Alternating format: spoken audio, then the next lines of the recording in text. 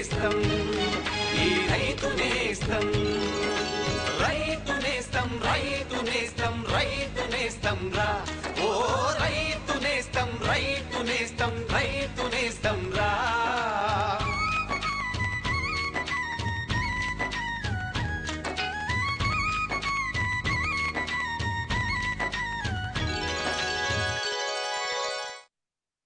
పాడి పంటలకు సంబంధించిన విభిన్న అంశాల మేళవింపుతో నిత్యం మన ముందుకు వస్తూ రైతన్నకు దిక్సూచిగా నిలుస్తున్న రైతు నేస్తం కార్యక్రమానికి స్వాగతం. ఈ రోజు కార్యక్రమంలోని ముఖ్యాంశాలు: రబీ వరిలో పొలం బడి, రబీ వేరుశెనగలో లద్దె పురుగుల నివారణ, మల్లె సాగులో అధిక దిగుబడికి సూచనలు, మిగులు పాలతో పాల పదార్థాల తయారీకి సూచనలు. రబీ వరి సాగులో రైతులకు శాస్త్రీయమైన పద్దతులపై ప్రయోగాత్మకంగా అవగాహన కల్పించేందుకు నెల్లూరు జిల్లా నార్త్ మోపూర్ గ్రామంలో జరుగుతున్న పొలం బడి ఈ వారం కార్యక్రమం విశేషాలను ఇప్పుడు చూద్దాం. రైతులకు చేరువగా ఉండి పంట పొలాల్లో ప్రయోగాత్మకంగా అనేక విషయాలను రైతులకు అర్థమయ్యేట్టు వివరించడమే ధ్యేయంగా జరుగుతున్న కార్యక్రమమే పొలం బడి. ఈ నేపథ్యంలో భాగంగా నెల్లూరు జిల్లా నార్త్ మోపూరు గ్రామంలో గత 2 వారాలుగా జరుగుతున్న వరిలో పొలంబడి కార్యక్రమంలో రబీ వరి సాగులో అనేక శాస్త్రీయ మెళకువలపై రైతులకు అవగాహన కల్పించారు. ఈ వారం జరిగిన పొలంబడి కార్యక్రమంలో కలుపు నివారణ ప్రధానాంశంగా రైతులకు వివిధ కలుపు మొక్కలను ఎలా గుర్తించాలి, ఎలా నివారించుకోవాలి, ఏ దశలో నివారించుకోవాలి అన్న అంశాలపై కలుపు నిపుణులతో ప్రత్యేకంగా శిక్షణను ఇవ్వడం జరిగింది. వరి పైరును ఆశించే వివిధ కలుపు మొక్కల గురించి వివరిస్తూ వాటి నివారణ గురించి నిపుణులు అందించిన వివరాలను ఇప్పుడు చూద్దాం. కలుపు మొలకెత్తక ముందు చల్లుకునేటటువంటి కలుపు రసాయనాలు, అలాగే కలుపు మొలిచిన తర్వాత చల్లుకునేటటువంటి కలుపు రసాయనాలు, వీటిని మనం 2 భాగాలుగా మనం విభజించుకోవచ్చు. ముఖ్యంగా మనం నాటే సమయంలో నాటిన 3 నుంచి 5 రోజుల లోపల కలుపు మొలవక ముందే మనం నివారించుకునేటువంటి కలుపు రసాయనాలని మనం చల్లుకోవాల్సి ఉంటుంది. వాటిలో మనకి ముఖ్యంగా ఉండేటటువంటి కలుపు మందుల్లో బ్యూటాక్లోర్ అనే కలుపు మందు ఒకటి, అలాగే పెరిట్లాక్లోర్ అనే కలుపు మందు, అలాగే అనిలోఫాస్ అనే కలుపు మందు, లేదా ఆక్సాడయాజిల్ అనే కలుపు మందులు. ఇవి ముఖ్యంగా రైతులు ఉపయోగించుకోవడానికి అనుకూలంగా ఉంటాయి. వీటిలో మనం బ్యూటాక్లోర్ అయితే 1 ఎకరానికి 1.25 లీటర్ దీన్ని బ్యూటాక్లోర్ మందుని మనం 20 కిలోల ఇసుకలో మనం ముందు కలిపి దీన్ని పొలంలో 2 అంగుళాల నీళ్లు ఉంచుకొని దీన్ని మనం జాగ్రత్తగా పొలం అంతా కూడా ఇసుకతో కలిపి కలుపు మందుని పొలం అంతా కూడా చల్లుకోవాల్సి ఉంటుంది. దీన్ని కాకుండా మనం అనిలోఫాస్ అనే కలుపు మందు కూడా వాడుకోవచ్చు. దీన్నైతే 1 ఎకరాకి 6 లీటర్ ఈ కలుపు మందుని 20 కిలోల ఇసుకలో కలిపి మనం ఇప్పుడు చెప్పిన విధంగా ఈ పొలం అంతా పడే విధంగా, సమానంగా పడే విధంగా మనం చల్లుకోవాల్సి ఉంటుంది. వీటిలో ఏదో ఒకటి మనం వాడుకోవచ్చు. ఇవి ముఖ్యంగా ఊద జాతికి చెందినటువంటి కలుపుని నివారించడానికి బాగా పనిచేస్తాయి. ఇవి కాకుండా ఊద జాతితో పాటు మనకి ఈ వెడల్పాకు జాతి కలుపు మందులు కూడా ఉన్నట్లయితే మనం పెరిట్లాక్లోర్ అనే కలుపు మందుని మనం వాడుకోవచ్చు. దీన్ని 1 ఎకరానికి 1/2 లీటరు ఈ కలుపు మందుని మనం ఇంతకుముందు చెప్పిన విధంగానే 20 కిలోల ఇసుకలో కలిపి ఈ పొలమంతా కానీ చల్లుకున్నట్లయితే ఇది 2 రకాల కలుపుని మనం నివారించడానికి ఇది బాగా పనిచేస్తుంది. ఒకవేళ తొలి దశలో మనం కలుపు ఈ మందు కొట్టుకోలేని పరిస్థితుల్లో మనం నాటిన తర్వాత 15-20 రోజుల ప్రాంతంలో మనం ఊద జాతి కలుపు కానీ మనం సమస్య కానీ కనిపించినట్లయితే మనం సైహలోపాపీ బ్యూటైల్ అనే కలుపు మందుని, అంటే ఇది క్లించర్ అనే పేరుతో మనకి మార్కెట్లో దొరుకుతుంది. దీన్ని 2 మిల్లీలీటర్లు 1 లీటర్ నీటికి చొప్పున మనం కలిపి పొలం మీద ఈ కలుపు మీద పడేటట్టుగా మనం కానీ పిచికారీ చేసుకున్నట్లయితే ఈ ఊద జాతి కలుపుని మనం తేలిగ్గా మనం నివారించుకోవచ్చు. అలాగే ఈ సమయంలో మనకి ఇంకా వెడల్పాకు జాతి కలుపు మొక్కలు కానీ ఎక్కువగా కానీ సమస్యగా ఉన్నప్పుడు మనం 2,4-D సోడియం సాల్ట్ అంటే ఫెర్నాక్సాన్ అనే కలుపు మందుని మనం 1 లీటర్ నీటికి 2 గ్రాముల చొప్పున మనం కలిపి ఈ కలుపు మీద కానీ మనం పిచికారీ చేసుకున్నట్లయితే అది ఈ వెడల్పాకు జాతి కలుపుని మనం బాగా నివారించుకోవచ్చు. ఒకవేళ అన్ని రకాల కలుపులు ఎక్కువగా ఉన్న ప్రాంతంలో మనం ఈ నాటిన 25-30 రోజుల ప్రాంతంలో ఈ బిస్పైరిబ్యాక్ సోడియం అనే కలుపు మందు, ఇది నామినీ గోల్డ్ అనే పేరుతో ముఖ్యంగా మార్కెట్లో బాగా విరివిగా దొరుకుతుంది. దీన్ని మనం ఈ ఒక ఎకరానికి 80 మిల్లీలీటర్లు నుంచి 100 మిల్లీలీటర్ల వరకు మనం 200 లీటర్ల నీళ్ళలో కలిపి మనం కానీ ఈ కలుపు మీద పడేట్టుగా పిచికారీ చేసుకున్నట్లయితే మనం ఈ అన్ని రకాల ఈ గడ్డి జాతి, తుంగ జాతి, ఈ వెడల్పాకు కలుపు మొక్కల్ని మనం సమర్థవంతంగా మనం నివారించుకోవచ్చు. అలాగే వివిధ కలుపు మందులను కూడా రైతులకు చూపించి వాటిని వాడుకునే విధానాన్ని గురించి రైతులకు పూర్తి అవగాహన కల్పించారు. ఈ విధంగా రైతులకు సాగులోని కీలక అంశాలపై సరైన శిక్షణనిస్తున్న పొలంబడి కార్యక్రమంలో పాల్గొని రైతులు సద్వినియోగం చేసుకోగలరు.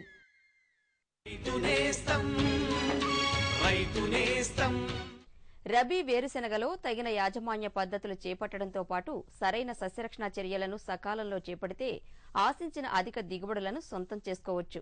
ముఖ్యంగా వేరుశెనగను ఆకులను పూర్తిగా తినేసి పంట దిగుబడిపై అధిక ప్రభావం చూపే లద్దె పురుగులను సమగ్ర నివారణ చర్యలు పాటించి ఎలా నివారించుకోవాలో ఇప్పుడు తెలుసుకుందాం. రబీలో విస్తారంగా పండిస్తున్న నూనె గింజల పంటల్లో వేరుశెనగ ఒకటి. రబీ కాలంలో పండించే వేరుశెనగను ఆశించి నష్టపరిచే పురుగుల్లో పొగాకు లద్దె పురుగు ప్రధానమైంది. పొగాకు లద్దె పురుగు ఉధృతి ఎక్కువగా ఉంటే దాదాపు 30-50% వరకు పంట దిగుబడి తగ్గుతుంది. ఈ పొగాకు లద్దె పురుగు కోశస్థ దశలు భూమిలో ఉండి పంట కాలంలో తల్లి పురుగులు బయటకు వచ్చి ఆకులపై గుడ్లు పెడతాయి. గ్రుడ్ల నుండి వెలువడిన లార్వాలు ఆకులపై పత్రహరితాన్ని గోకి తింటాయి. లార్వా దశలో నివారణ చేపట్టకపోతే పురుగులు పెద్దవై ఆకులను పూర్తిగా తినివేసి ఈనెలను మాత్రమే మిగులుస్తాయి. దీనివల్ల మొక్కకు సరైన ఆహారం అందక కాయలు ఏర్పడక దిగుబడి తగ్గిపోతుంది. ఈ పురుగు రాకముందు నుంచి అలాగే తొలి దశల నుంచి సమగ్ర నివారణా చర్యలను పాటించి నియంత్రించుకోవాలి. లోతు దుక్కులు చేయడం, లింగాకర్షక బుట్టలు, పక్షి స్థావరాలు, జీవ నియంత్రణ పద్ధతులు, చివరిగా విషపు ఎర్రలు, రసాయన పురుగు మందులు ఉపయోగించడం ద్వారా ఈ పురుగును నివారించుకోవచ్చు. ఈ పురుగు నివారణకు ఎలాంటి సమగ్ర సస్యరక్షణ చర్యలు చేపట్టాలో తిరుపతి వ్యవసాయ పరిశోధనా స్థానం సీనియర్ శాస్త్రవేత్త డాక్టర్ కె మురళీకృష్ణ గారు వివరిస్తారు. ఈ పురుగు నివారణకు గాను పంట విత్తేటప్పటి నుంచే మనము జాగ్రత్తలు తీసుకోవాలి. పంట విత్తేటప్పుడు ఎర్రపంటగా గట్లపైన అక్కడక్కడ ఆముద మొక్కలు నాటుకోవాలి. తర్వాత పంట విత్తిన తర్వాత లింగాకర్షక ఎర్రలను ఎకరాకి 4 చొప్పున ఏర్పాటు చేసుకొని ఈ లద్దె పురుగు, రెక్క పురుగుల పడే సంఖ్యను బట్టి మనం ఈ పురుగు ఉధృతిని గమనించవచ్చు. తర్వాత ఈ పురుగు నివారణకు కాను ఎకరాకి 20 పక్షి స్థావరాలని ఏర్పాటు చేసుకోవాలి. దీనివలన ఈ పురుగుని తినే పక్షులు కొన్ని పొలంలోకి ఆకర్షింపబడతాయి. ఈ గ్రుడ్ల సమూహాలని లేదా గ్రుడ్ల నుండి అప్పుడే బయటికి వచ్చిన పిల్ల పురుగుల సమూహాలని గుర్తించి ఏరువేసి నాశనం చేయాలి. 5% వేపగింజల కషాయము గ్రుడ్డు దశ మరియు లేత పురుగులు ఉన్నప్పుడు, పిల్ల పురుగులు ఉన్నప్పుడు మనము ఉపయోగించుకొని ఈ గ్రుడ్డు దశ, పిల్ల పురుగుల్ని నివారించేదానికి వేపగింజల కషాయము బాగా ఉపయోగపడుతుంది.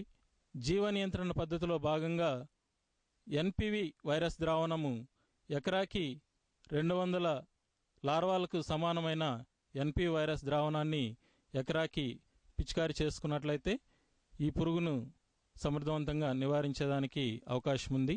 ఇంకా తప్పనిసరి పరిస్థితుల్లోనే మనము పురుగు మందులు వాడాలి. తొలి దశలో ఉధృతి తక్కువగా ఉన్నట్లయితే క్లోరోఫైరబాస్ అనే మందు 2.5 మిల్లీలీటర్లు లీటర్ నీటి చొప్పున కలుపుకొని పిచికారీ చేసుకోవాలి. లేదా ఉధృతి ఎక్కువగా ఉన్నప్పుడు థయోడీకార్బ్ అనే మందు 1 గ్రాము లీటర్ నీటి చొప్పున కలుపుకొని కానీ, లేదా నవోలిరాన్ అనే మందు 1 మిల్లీలీటరు లీటర్ నీటి చొప్పున కలుపుకొని కానీ పిచికారీ చేసినట్లయితే ఈ పొగాకు లద్దె పురుగును సమర్థవంతంగా నివారించుకోవచ్చు. ఈ విధంగా రబీ వేరుశెనగను ఆశించి నష్టపరిచే పొగాకు లద్దె పురుగును నిపుణుల సూచనల మేరకు తగిన యాజమాన్య పద్ధతులు ఉపయోగించి నివారించుకుంటే మంచి దిగుబడులు పొందవచ్చు. రైతు నేస్తం.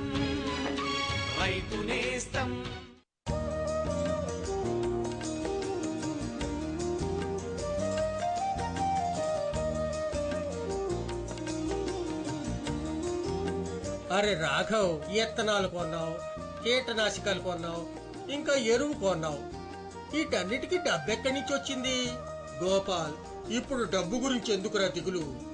నా దగ్గర ఇప్పుడు కిసాన్ క్రెడిట్ కార్డు ఉంది. కార్డా? ఇదేమిటి? ఏంటా, ఇది బ్యాంకు నుండి దొరుకుతుంది. ఈ కార్డుతో ఒక పరిమితి వరకు మన పొలానికి ఏమేం సామాన్లు కావాలో అంటే ఎరువులు, కీటనాశకాలు, డీజిల్ ఇవన్నీ కొనొచ్చు. అప్పు గురించి ఎదురు చూడక్కర్లేదు. అట్టగా నాకు కూడా ఒక కార్డు ఇప్పించు. తగే సమీపంలోని బ్యాంకుకు వెళ్ళు, కార్డు తీసుకో, ఇంకా బోలెడు లాభాన్ని పొందు. సువాసనలు వెదజల్లి మనసుకు ఆహ్లాదాన్ని కలిగించే మల్లెపూల కాలం రాబోతోంది.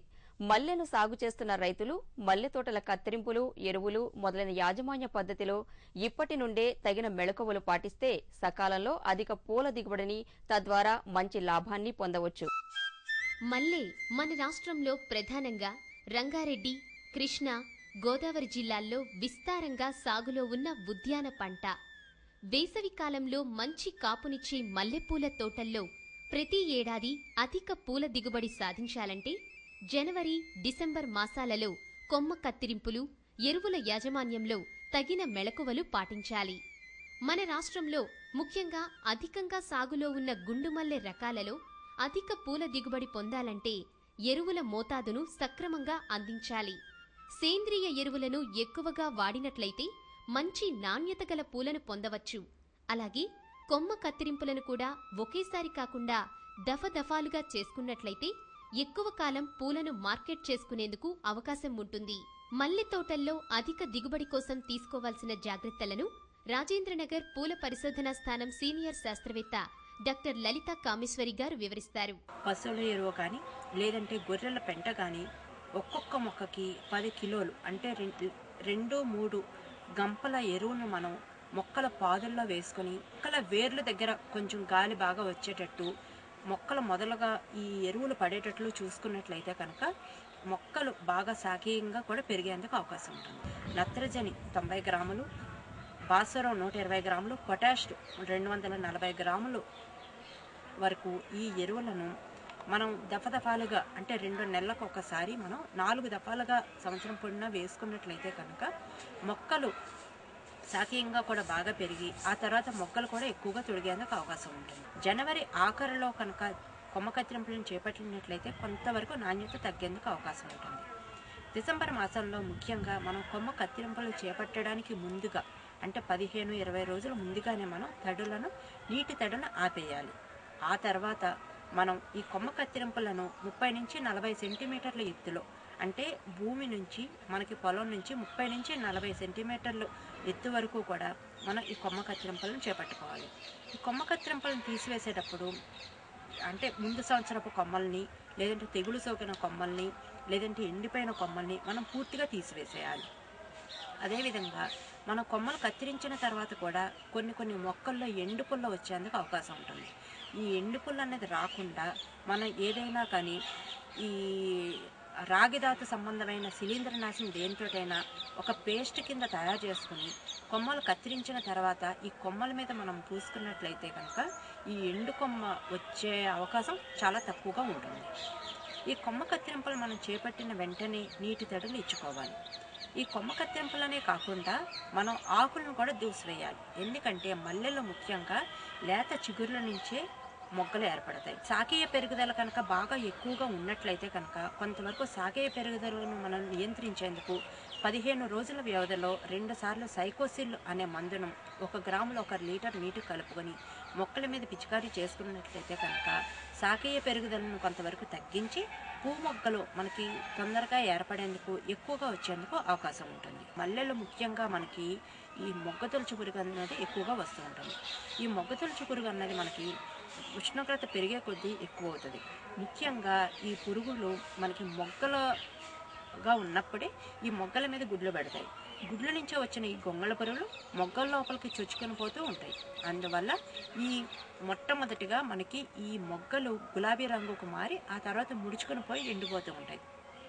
ఈ విధంగా మనం ఈ గులాబీ రంగుకు మారిన మొగ్గలు మనం చూసిన వెంటనే అలాంటి మొగ్గలన్నింటినీ ఎప్పటికప్పుడు మనం తీసివేసి తగలబెడుతూ ఉండాలి. అదేవిధంగా ఈ కొమ్మల మీద కనుక గొంగళ పురుగులు కనిపించినట్లయితే అలాంటి కొమ్మలను రెమ్మలను మనం ఎప్పటికప్పుడు తీసివేస్తూ ఉండాలి. అదేవిధంగా మనం పాదుల దగ్గర కూడా 20 నుంచి 30 గ్రాముల కార్బాఫ్యూరాన్ గుళికలను మనం పాదుల్లో వేసుకొని నీటి తడి ఇచ్చుకోవాలి.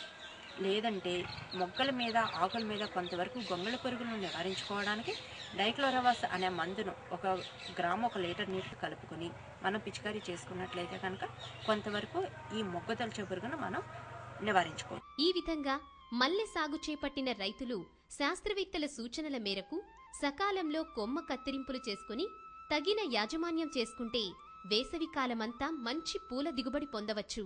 రైతు నేస్తం. నేడు పాడి పరిశ్రమ రంగం గణనీయంగా అభివృద్ది చెంది అధిక పాల ఉత్పత్తికి అవకాశం కల్పించింది. ఈ నేపథ్యంలో భారీ స్థాయిలో డైరీ ఫామ్లు స్థాపించిన వారికి గాని ఒక్కోసారి గ్రామీణ స్థాయిలో రైతుల స్థాయిలో కానీ పాలు మిగిలిపోయే పరిస్థితులు ఏర్పడతాయి. ఇలాంటి సందర్భాలలో పాలు వ్యర్థం కాకుండా పాల పదార్థాల తయారీ చేపడితే ఎంతో లాభదాయకంగా ఉంటుంది. పాల పదార్థాల తయారీకి సూచనలు మీకోసం. పాడి పరిశ్రమలో అభివృద్ధి చెందిన సాంకేతికత రైతులతో పాటు అనేక మంది చదువుకున్న గ్రామీణ యువత చూపుతున్న అధిక ఉత్సాహం డైరీ రంగంలో అధిక పాల ఉత్పత్తికి దోహదం చేస్తోంది. డిమాండ్కు మించి పాలు ఉత్పత్తి అయినప్పుడు, పాల మార్కెటింగ్ తగ్గుముఖం పట్టినప్పుడు పాలను వ్యర్థంగా పారబోయడం కన్నా అనేక రకాల పాల పదార్థాలను తయారు చేసుకుని మార్కెటింగ్ చేయడం వల్ల ఎంతో లాభాన్ని పొందవచ్చు. ముఖ్యంగా గ్రామీణ పాడి రైతులు, యువత ఒక యూనిట్గా ఏర్పడి పాల పదార్థాల తయారీకి అందుబాటులో ఉన్న యంత్ర సామగ్రిని కొనుగోలు చేసి సులభంగా ఒక ఉపాధి కేంద్రాన్ని ఏర్పాటు చేసుకోవచ్చు. వెన్న తీసిన పాలతో సుగంధ పాలను తయారు చేసుకోవచ్చు. అలాగే పనీర్, కోవా, కుల్ఫీ, మజ్జిగ, లస్సీ, బాదం పాలు, దూద్ పేడ వంటి వివిధ పదార్థాలను ఏ విధంగా తయారు చేసుకోవాలి, అందుకు అందుబాటులో ఉన్న యంత్రాలు, వాటి పనితీరు వివరాల్ని తిరుపతి డైరీ టెక్నాలజీ విభాగాధిపతి శ్రీ కోటిలింగారెడ్డి గారి మాటలు తెలుసుకుందాం. పాల పదార్థాలను మనము ఎలా తయారు చేసుకోవాలా అనేటువంటి అంశాల గురించి అనేక మంది రైతులకైతేనేమి, ఔత్సాహికమైనటువంటి యువకులైతేనేమి, కొత్తగా మరి డైరీ పెట్టుకోవాలనేటువంటి ఉత్సాహం చూపే మహిళలు, యువకులకు ఉచితంగా సలహాలు ఇవ్వడము, అంతేకాకుండా వారికి మా దగ్గర ఉన్నటువంటి అందుబాటులో ఉన్నటువంటి శాస్త్ర పరిజ్ఞానాన్ని అందించడం జరుగుతుంది. మిగిలిపోయిన పాలు రైతులు చక్కగా తమ గృహంలోనే వాటిని వినియోగించుకోవడం విధంగా కొన్ని రకములైనటువంటి చిన్న చిన్న మిషన్లు ఒక గ్రామం ఒక యూనిట్గా కూడుకొని ఆ యొక్క మిషన్స్ కొనుక్కున్నట్లయితే వాటిని చక్కగా వాడుకోవచ్చు. ఇలాంటి క్రీమ్ సపరేటర్, దీన్ని వెన్న తీసే మిషన్ అని అంటారు. దీని ఖరీదు దాదాపు 16 నుంచి 20 వేల రూపాయలు. ఇది కరెంటుతో నడుస్తుంది. 160 లీటర్లు గంటకు పాలను దీంట్లో పోస్తే ఒక దానిలో గుండా